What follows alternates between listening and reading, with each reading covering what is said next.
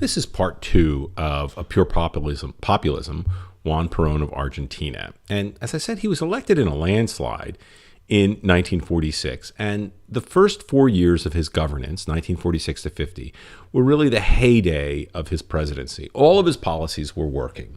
And this popular support for him increased steadily over these 4 years. And the state was very, very invested in how national industry worked and how workers were remunerated, their wages and how they were treated.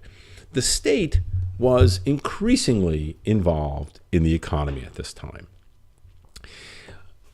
Perón nationalized key segments of the economy: banking, railroads, electrical generation and distribution, gas and waterworks. He was able to do this because Argentina had not declared war on anyone until World War II was almost over, at least in Europe. Because Perón wasn't the only one.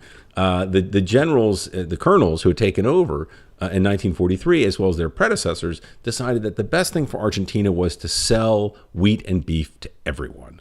And so they made a tremendous amount of money during the war. And Perón used those resources to nationalize a number of key industries. But he overpaid tremendously for undercapitalized enterprises. During World War II, why would an English railroad or American-owned railroad or electrical generation, why would they put any money into Buenos Aires? They didn't. So he paid a lot of money for things that needed a lot of work. And it was a big mistake, but it was very popular when it was done because these were now Argentine. They weren't part of the foreign sector. He also put a lot of money into industry, provided a lot of subsidies for the growth of industry because he thought that industry was his natural ally, both the workers and the bosses, which is sort of interesting.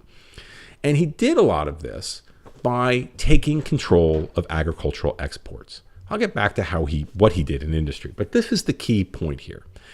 It's a very clear use of the state power to take money out of the rural sector. So if you were a big wheat or beef producer, you had to sell your products to the government, and the government bought them at below market prices. The government then sold them internationally at very high international prices. Europe had been decimated, and the U.S. Marshall Plan and other things are going to help Europe. And there's wheat and beef prices go through the roof. Canada, the United States, Australia, and Argentina are exporting because Europe can't feed itself.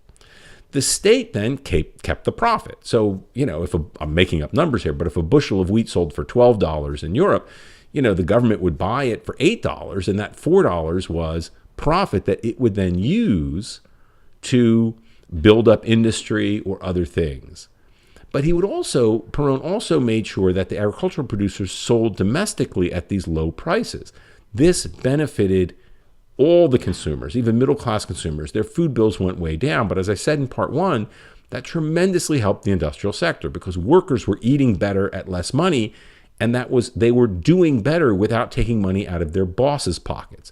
In other words, the agricultural sector was subsidizing industrial wages because the wage could stay the same, but it now had more buying power because food prices were lower. Now, this hurt the rural sector, but remember, Perón doesn't take the rural sector over.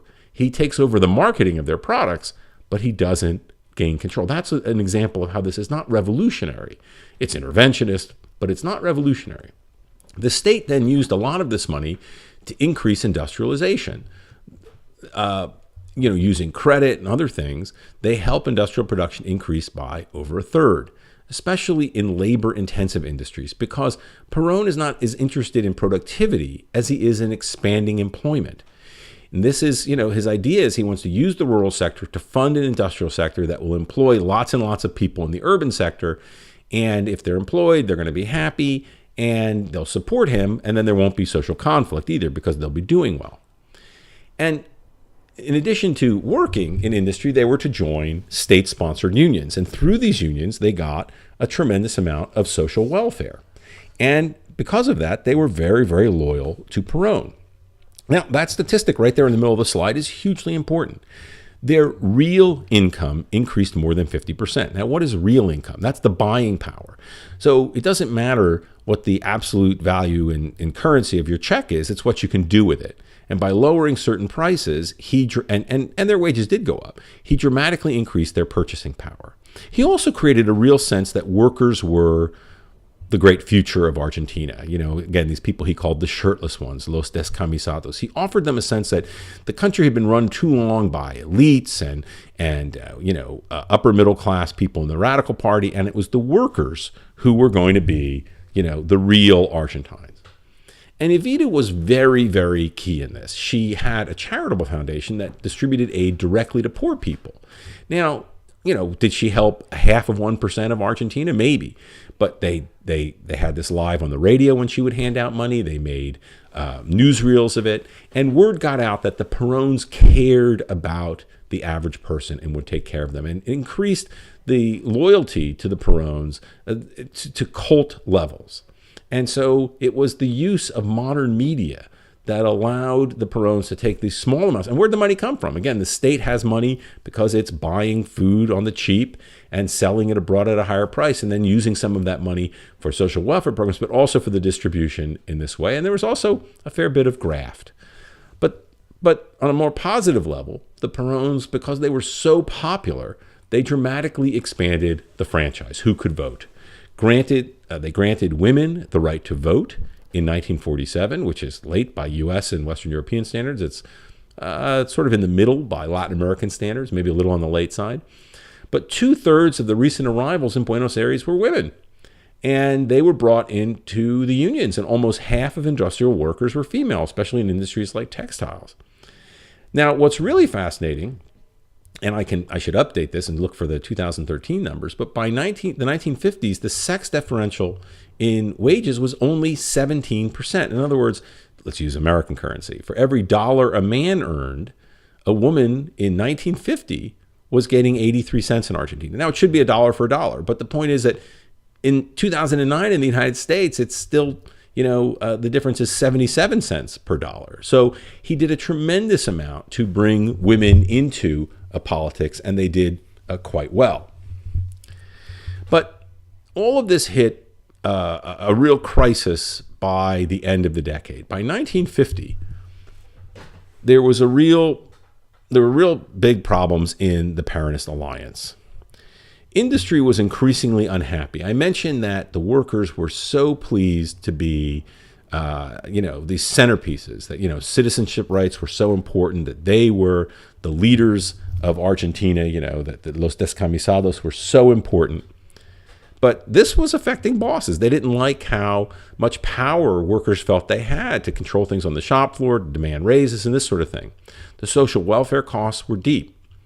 But the other problem was that Europe is starting to recover economically, and there are real steep price drops for commodities, for wheat and beef. Perón had wasted a lot of the foreign exchange, nationalizing the railroads, the banks, electricity, gas, etc., waterworks. And so the economy is in trouble. He had 4+ years of expanding the state role and doing things thinking that, this was never going to end. But now by 1950, things are pretty bad. So in 51, he changed course. He decided to fix the economy. He needed to freeze wages and end price controls on food to reinvigorate the rural sector. He also sought foreign capital, which he had once demonized, for help. But the elites, as well as foreign capital, really didn't trust him. They thought that, he was just an opportunist, and he would turn on them at any time. By 1952, there were so many strikes because workers felt like, that they were empowered, that they had the sense of social justice, that the state was on their side. But Perón turned on them, and he repressed labor. The police shut down strikes. It wasn't nearly as bad as the Semana Trágica in 1919, but it wasn't good. And things really were just completely the opposite of what they had been. And with the economy in a shambles and with protests increasing, Perón faced real problems, and by 1955, the military moved in and removed him from power. In fact, it was the same people who had removed Irigoyen, not the same exact people, but the same coalition of people, of segments of the military and the middle class, the rural oligarchy, the same people who overthrew democracy in 1930 did so in 1955. And as much as Perón did, there was a lot of corruption in the state role in the economy, he had been popularly elected. What's interesting about this coup against democracy and against Perón, and democracy should be in quotes, he wasn't, an overly democratic man, is that there was almost no protest against it. No one took to the streets to free him, or to put him back in power. And in October of 1945, workers had done that. When he was Colonel Perón and he was in jail and he was the head of the Ministry of Labor, they wanted him out. But by 1945, after he'd been president for 9 years, there were very few, almost no popular protests. So what do we make of Peronist populism? Peronism can help us understand populism as an obvious outcome of Latin America's exclusionary forms of economic and political development. What do I mean by that? That Latin America for so long had economic liberalism, free trade, capitalism, et cetera, but no democracy, no political liberalism. And populism is an attempt, without having a revolution, to have more popular participation, to have a little bit more political liberalism, although it's very controlled and very statist, and for the state to intervene in the economy to limit economic liberalism. But populism, as the case of Perón shows, fails. In the case of in the case of Mexico, we saw that Cardenas pulled the reins back himself. In Brazil, I mentioned Vargas when we talked about the 1930s. He ends up being overthrown in 1945 by the military as well. So what follows? If populism is a logical result of Latin American capitalism, what follows? Well, what follows is much more radical solutions. Populism is really an attempt to mediate things, to kind of stay in the center, maybe move to the center left or the center right, but to not have radical transformation. But what ends up following populism is military dictatorship throughout most of Latin America, and also left-wing guerrilla movements, where we have a success. Castro comes to power in 1959 of radical communist revolution. So the interesting thing about populism is an attempt to mediate the liberal economic order when it falls apart in the Great Depression, but it ultimately fails in its moderate course, and what follows it is much more radical.